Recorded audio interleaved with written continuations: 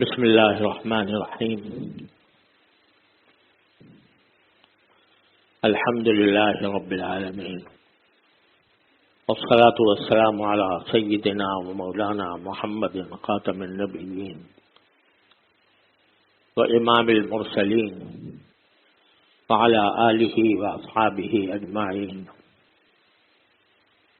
وعلى كل من تبعهم بإحسان إلى يوم الدين. اما بعد، میرے محترم بزرگوں، دوستوں، بھائیوں، السلام علیکم ورحمۃ اللہ وبرکاتہ۔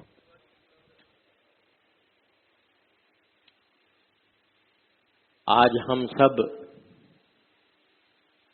کیسے پرآشوب دور سے گزر رہے ہیں، جس میں طرح طرح کے فتنے، طرح طرح کے مسائل، طرح طرح کی پریشانیاں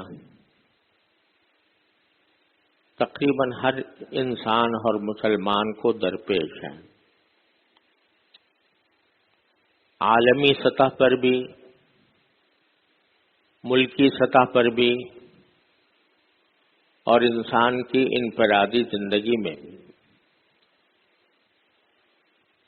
اس وقت عالمی سطح پر فلسطین میں جو کچھ ہو رہا ہے، غزہ کے شہر کو اسرائیل کی وحشیانہ بمباری نے تہس نہس کر کے رکھ دیا، اور براہ راست شہریوں کی عمارتوں پر گولے برسانے کا سلسلہ متواتر جاری ہے۔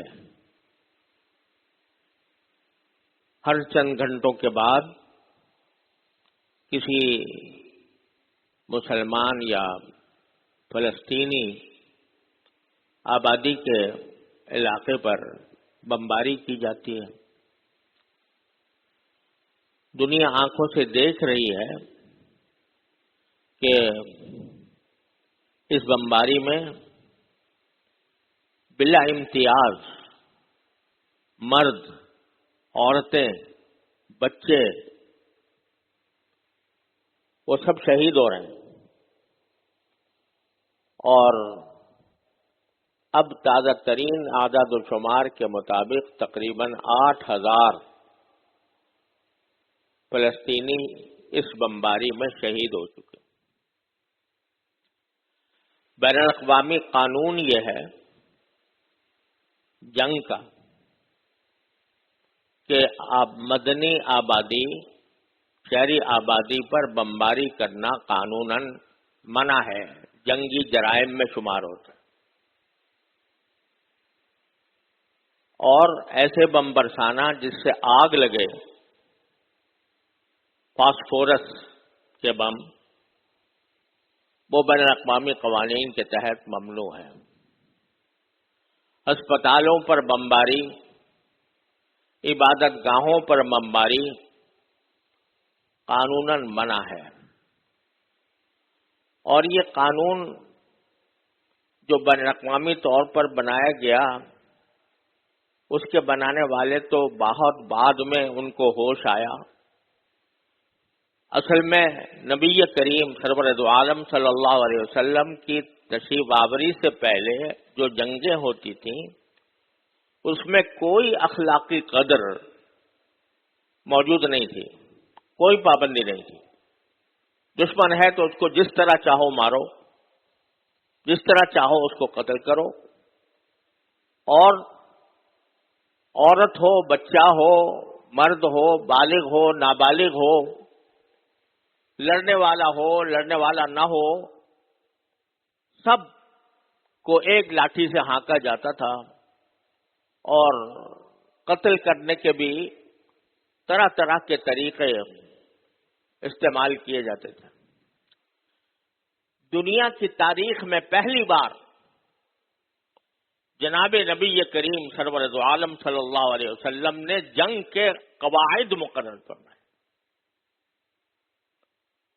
اس وقت جبکہ آپ کے دشمنوں کو ان قواعد کا کوئی پاس نہیں تھا، لیکن آپ نے یہ فرمایا کہ اگر دشمن غلطی کر رہا ہے تو اس کا ذمہ دار وہ خود ہے، لیکن ہم بحیثیت مسلمان کے اللہ کے حکم کے تابع ہیں، لہذا جو لشکر بھی آپ روانہ فرماتے اس کو یہ ہدایت دی جاتی تھی کہ خبردار کسی عورت کو قتل نہ کرنا، کسی بچے کو نہ مارنا، کسی بوڑھے کو نہ مارنا، اور کسی عبادت کرنے والے کو نہ مارنا، چاہے وہ عبادت اپنے مذہب کے مطابق کر رہا ہو، کلیسا کے اندر ایک عبادت کر رہا ہے تو اس کو بھی مارنے کی اجازت نہیں۔ یہ پہلی بار دنیا کی تاریخ میں رحمت للعالمین صلی اللہ علیہ وسلم نے جنگ کے قواعد مرتب فرمائے، اور یہ قاعدہ مرتب کیا کہ جنگ کے دوران یہ معنی نہیں ہے کہ قتل عام شروع کر دو، جس کو چاہو مار دو، بلکہ اس کے قواعد مرتب فرمائے۔ صحابہ کرام اس کی ایک ایک لفظ کی پوری پیروی فرماتے تھے۔ اگر لڑائی کے دوران کوئی عورت سامنے آ گئی جو لڑائی میں شریک نہیں ہے تو ہاتھ رک جاتا تھا، کوئی بوڑھا آ جاتا تھا تو ہاتھ رک جاتا تھا، کوئی عبادت گزار آ جاتا تھا، جنگ کے جوش و خروش میں ہاتھ رک جاتا تھا۔ یہ قواعد سب سے پہلے دنیا میں رسول کریم صلی اللہ علیہ وسلم نے متعارف فرمائے۔ پھر یہ فرمایا کہ معاہدے کی پابندی کرو، معاہدے کے خلاف کوئی کام نہ کرو، اور اس میں ایسی روشن مثالیں اس امت نے پیش کی جس کی نظیر دنیا کی تاریخ میں نہیں ملتی۔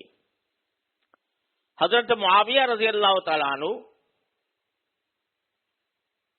بڑے زبردست حکمران تھے، اور روم کی جو طاقت تھی اس کو انہوں نے اس کی طاقت توڑی تھی، لیکن وہاں کے کچھ لوگوں کے ساتھ کچھ دنوں کے لیے جنگ بندی کا معاہدہ ہو گیا تھا،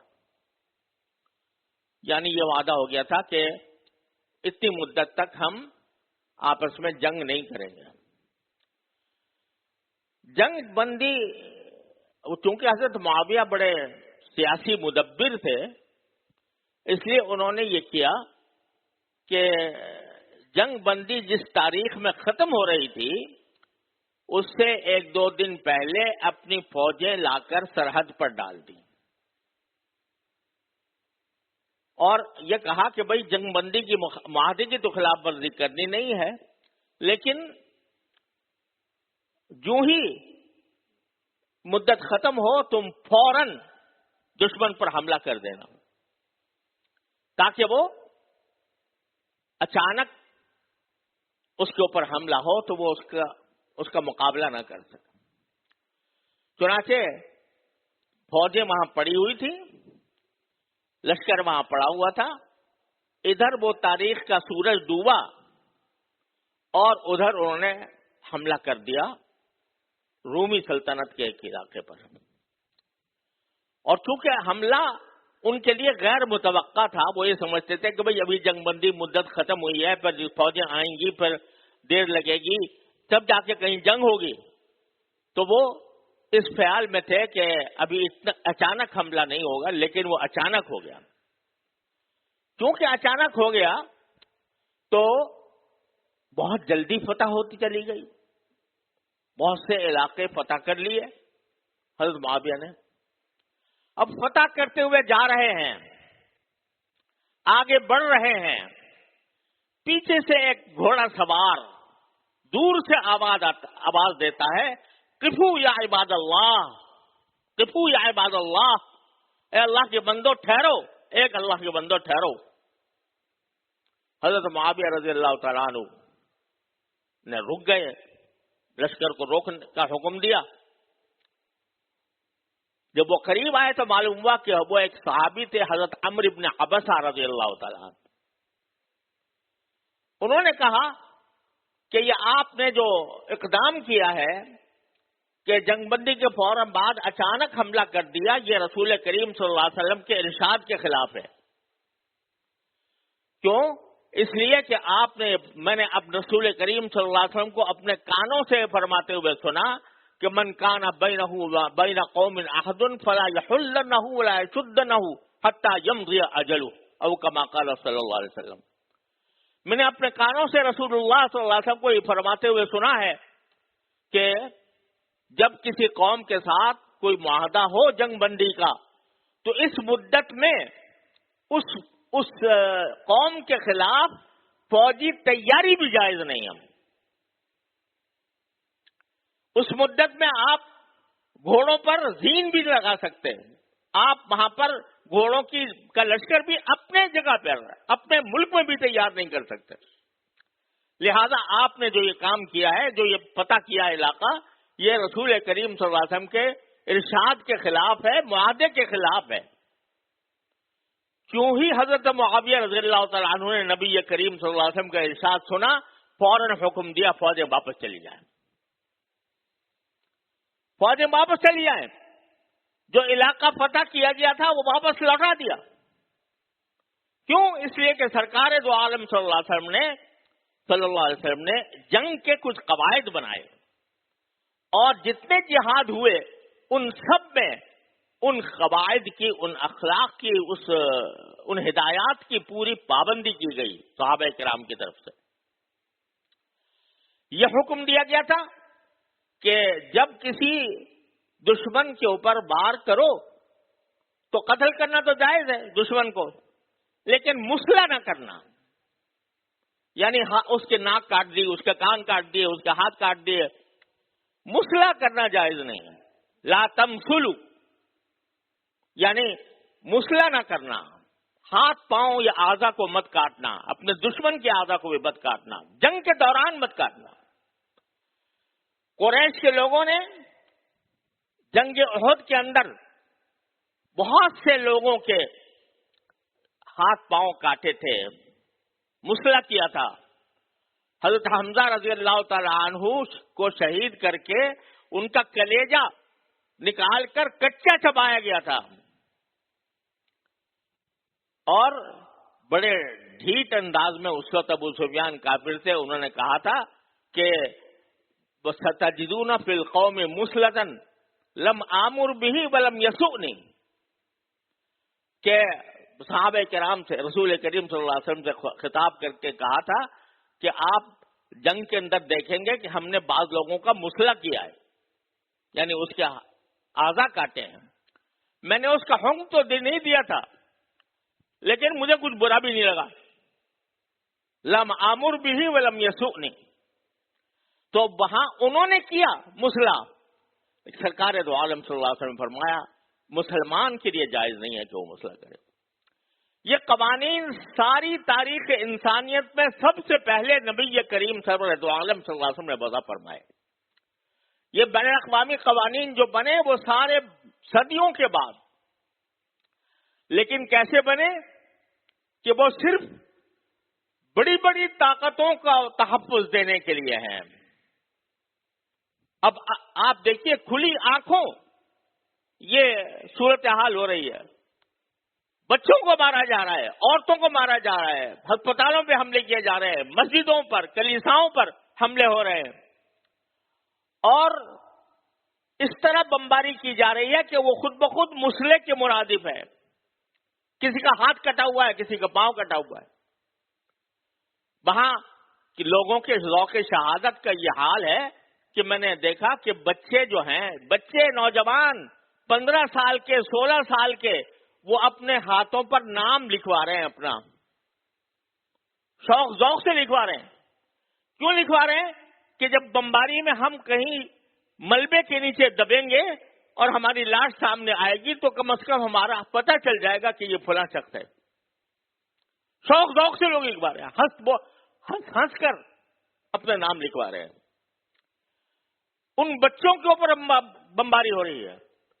ان کی بجلی بند ہے، جن کا پانی بند ہے، جن کے لیے پانی کا ہر قطرہ روک دیا گیا ہے، سب کھلی آنکھوں ہو رہا ہے، یہ کام دھڑلے سے ہو رہا ہے، اور یہ بین الاقوامی قوانین کے اور بین الاقوامی اخلاق اور انسانی حقوق کے علمبردار وہ کہتے ہیں ہم اسرائیل کے ساتھ کھڑے ہیں،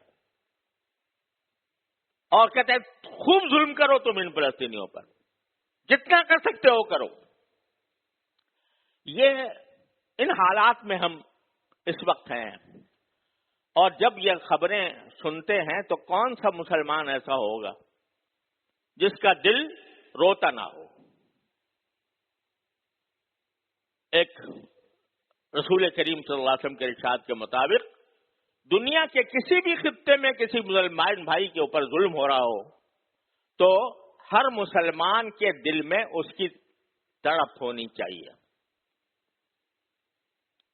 مسلمانوں کو ایک جسم قرار دیا، ایک جسم ہے، جیسے ایک جسم میں کسی ایک عضو کو تکلیف ہوتی ہے تو سارا جسم متاثر ہوتا ہے، اس طرح ہمارا۔ اور مشکل یہ ہے کہ میں اور آپ عام آدمی، عوام، وہ بس کوڑتے ہیں، غمگین ہیں، صدمے سے دو چار ہیں، پریشان ہیں، لیکن ساتھ ہی ان کے لیے کوئی راستہ سمجھ میں نہیں آتا کہ وہ اس بے چینی کا راستہ کو دور کرنے کا کیا راستہ ہو، کیونکہ نہ ہم میں طاقت ہے، نہ ہم جنگی امور کو جانتے ہیں، کوئی جنگی تربیت لی ہو ہم نے، نہ ہمارے پاس ایسے وسائل ہیں کہ وہاں تک پہنچ جائیں، اور اگر پہنچ بھی جائیں تو جا کر سوائے اس کے کہ ان کے لیے ایک مسئلہ بنے کوئی اور ہم ان کی مدد کر نہیں سکتے، کیونکہ ہمیں جنگ کرنی نہیں آتی۔ اور آج کی جنگ وہ تلوار اور تیر کی جنگ نہیں ہے، وہ ٹیکنالوجی کی جنگ ہے جس سے ہم واقف نہیں، لہذا ہم یہاں بیٹھے ہوئے سوائے غمزدہ ہونے کے اور سوائے رنجیدہ ہونے کے اور سوائے پریشان ہونے کے اور کوئی راستہ ہماری سمجھ میں نہیں آتا۔ راستہ زیادہ سے زیادہ ہمارا آپ کا یہ ہے ظاہری اسباب میں کہ اپنی حکومتوں کو، اپنے برسر اقتدار لوگوں کو، جن کے پاس فوجی طاقت ہے، ان کو متوجہ کریں کہ بھائی یہ ساری دنیا کے اندر، یہ پوری دنیا متحد ہو کر، ساری مغربی دنیا متحد ہو کر فلسطینیوں کو مٹانے کی کوشش میں۔ اس موقع پر اگر مسلمان آپس میں متحد ہو کر کوئی موقف اختیار کریں اور اس میں مداخلت کریں تو اسرائیل کا نام و نشان مٹ سکتا ہے، لیکن افسوس ہے کہ ہمارے جتنے مسلمان ملک ہیں، مراکش سے لے کر انڈونیشیا تک پھیلے ہوئے 55 اسلامی ملک، 55 مسلمان ملک، وہ خاموش بیٹھے، خاموش اس معنی میں کہ حمایت میں بیان ضرور دے دیا، یہ کہہ دیا کہ بین الاقوامی قوانین کی خلاف ورزی ہو رہی ہے، یہ کہہ دیا کہ یہ ظلم بند کرو، لیکن کوئی عملی قدم ابھی تک کوئی نظر نہیں آ رہا۔ اس کی وجہ سے ہم عام آدمی اور زیادہ پریشان ہوتے ہیں۔ تو عالمی سطح پر اس وقت پریشانی درپیش ہے ہر مسلمان کو، اور خود اپنے ملک کا حال یہ ہے کہ وہ انحطاط کے بالکل ادنا درجے تک پہنچا ہوا ہے، معاشی بدحالی ہے، معاشی اعتبار سے ملک جو ہے وہ دیوالیہ ہونے کے قریب ہے، IMF کے شکنجے میں کسا ہوا ہے، سیاسی اعتبار سے عدم استحکام ہے، پتہ نہیں چلتا کہ آگے کیا ہونے والا ہے، ہر مسلمان پریشان ہے، کہاں انتخابات ہوں گے نہیں ہوں گے، کب ہوں گے، ہر آدمی کو گرانی کا طوفان مسلط ہے۔ ایک تنخواہ دار انسان کے لیے اپنے جان اور تن کا رشتہ قائم رکھنا مشکل ہو گیا. روٹی نہیں مل رہی لوگوں کو, کھانا نہیں مل رہا. پہلے سبزی اور دال کھا لیا کرتے تھے, اب سبزی اور دال بھی مہنگی ہو گئی, اس میں پریشان ہیں. جو خود مبتلا ہیں وہ اس وجہ سے پریشان ہیں کہ وہ بھوک اور فاقہ مستی میں مبتلا ہیں, اور جو خود کچھ کھانے پینے والے لوگ ہیں وہ ان کی حالت کو دیکھ کر رنجیدہ ہیں. غرض پریشانیوں کا اور تفکرات کا ایک جہان ہے جس میں آج ہم آپ زندگی گزار رہے ہیں. اس موقع پر کیا کرنا چاہیے, یہ سوال پیدا ہوتا ہے. ہم جیسے آدمی, عامی آدمی, جن کے پاس اقتدار کی باغڈور نہیں, جن کے پاس یہ وسائل نہیں کہ اپنے مظلوم بھائیوں کی جا کر خود مدد کر سکیں, اور نہ اس بات کے وسائل ہیں کہ ہم اپنے قوم کے, اپنے ملک کے جو مہنگائی زدہ لوگ ہیں ان کی کس طرح امداد کر سکیں اور اپنے ملک کو کس طرح پٹڑی پر لا سکیں, یہ ہمارے بس میں نہیں ہے. ایسے موقع پر کیا کرنا چاہیے؟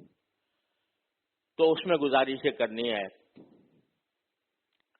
کہ جب بھی کوئی برائی آئے یا مصیبت آئے تو شریعت کا تقاضا یہ ہے کہ جس شخص کے اختیار میں جو کچھ ہے اس مصیبت کو دور کرنے کے لیے وہ کام کرے, جو کچھ اختیار میں ہے اس کے ذمہ فرض ہے کہ وہ کام کرے. مثال کے طور پر ہمارے معاشرے میں فساد کی ایک بہت بڑی وجہ رشوت خوری ہے. اب ہر مسلمان جو دن رات اپنی پریشانی کا تو اظہار کرتا ہے کہ ملک یہ دیوالیہ ہو گیا, فلاں حکومت نے نقصان پہنچا دیا, فلاں حکومت نااہل ہے وغیرہ وغیرہ, لیکن خود اس کا اپنا کام جو تھا کہ وہ رشوت لینا بند کر دے وہ چھوڑے ہوئے, اور مجلسوں میں بیٹھ کر تبصرے ہو رہے ہیں کہ فلاں حکومت آ گئی, فلاں جا رہی ہے, فلاں اچھی تھی, فلاں بری ہے, یہ تبصرے ہو رہے ہیں. لیکن میرے کرنے کا جو کام ہے کہ میں رشوت لینا چھوڑ دوں, میں حرام کھانا چھوڑ دوں, اس کی طرف توجہ نہیں. تو نتیجہ یہ کہ پریشانی گھٹے گی نہیں, بڑھے گی.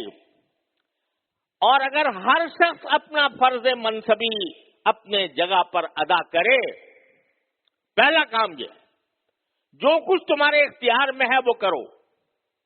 مثلا مظلوم فلسطینیوں کے لیے مثال کے طور پر ہمارے اختیار میں اتنا ہے کہ ہم کم از کم ان کے مصیبت زدہ, ستم رسیدہ بھائیوں کو کچھ معاونت, مالی امداد ان کو فراہم کر دیں.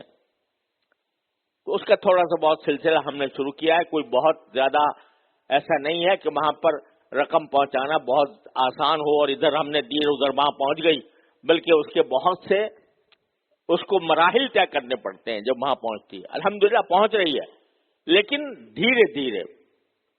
تو اگر ہمارے بس میں یہ ہے کہ ان کی مدد کریں, وہ مدد کریں, مالی مدد کریں. اور پاکستان کے حالات کے لحاظ سے جس کے قبضے میں جس کے اختیار میں جو کچھ بہتری ہے وہ اپنا فرض منصبی ادا کرے. دوسرا یہ کہ ایسے موقع پر اللہ جل جلالہ سے لا لگائے. قرآن کریم نے ایک جگہ بڑا معنی خیز لفظ استعمال کیا ہے, فَفِرُّوا إِلَى اللَّهِ, فَفِرُّوا إِلَى اللَّهِ. کیا معنی؟ اللہ تعالیٰ کی طرف بھاگو. بھاگنے کا لفظ استعمال کیا, اللہ کی طرف بھاگو. کیا مطلب؟ ساری پریشانیاں تمہیں سب پریشانیاں لاحق ہیں اور تم ان کی وجہ سے رنجیدہ ہو, سمجھ میں کچھ نہیں آ رہا, کیا کروں کیا نہ کروں. تو راستہ کیا ہے؟ بھاگ کر اللہ تعالیٰ کی پناہ میں چل جاؤ، اللہ تبارک و تعالیٰ کی پناہ میں چلے جاؤ۔ کیا مانا کہ کچھ دیر، کم از کم کچھ دیر اپنے ذہن کو خالی کر کے، اپنے تمام تعلقات اور تمام معمولات کو خیرباد کہہ کے کچھ دیر خلوت میں، تنہائی میں اللہ تبارک و تعالیٰ کی طرف رجوع کرو کہ یا اللہ میں بھاگ کے آیا ہوں اس مصیبتوں سے، آپ کے پاس بھاگ کے آیا ہوں، تو اے اللہ اپنے رحمت سے ہماری یہ پریشانیاں دور فرما دے۔ تو ایک تو یہ ہے دعا تو ہے ہی اچھی چیز، لیکن دعا کے زبان پہ دعا ہے اور دماغ کہیں اور ہے، تو اس طریقے سے دعا نہیں ہوتی۔ دعا لوگ پڑھتے ہیں، مانگتے نہیں۔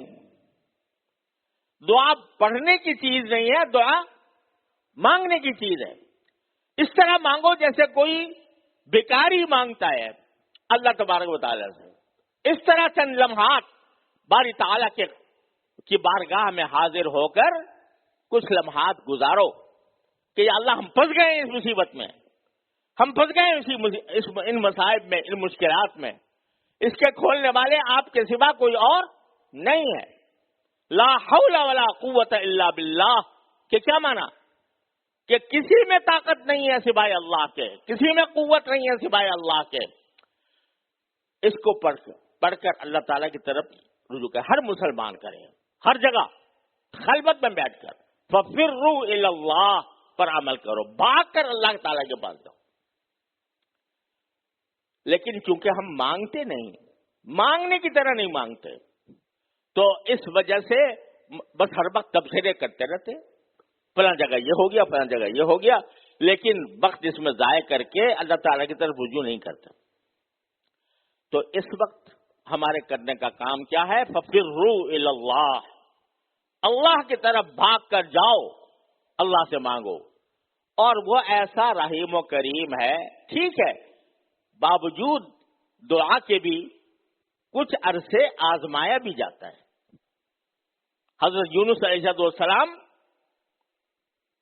اس میں گئے نا مچھلی کے پیٹ میں، تو فوراً دعا کرتے ہی ان کو نہیں نکال لیا گیا، 3 دن رہے مچھلی کے پیٹ میں۔ 3 دن گزارنا ان اندھیریوں میں، اس گھناؤنی صورتحال میں، جہاں نہ کھانے کو کچھ میسر ہے نہ پینے کو کوئی میسر ہے۔ 3 دن گزارنا 3 سال سے بھی زیادہ، قید سے بھی زیادہ سخت تھا۔ تو آزمایا گیا، 3 دن گزارو اور پھر ہمیں پکارو، تو پھر اللہ تعالیٰ فنجیناہ من الغم، ہم نے ان کو اس گھٹن سے نجات دے دی۔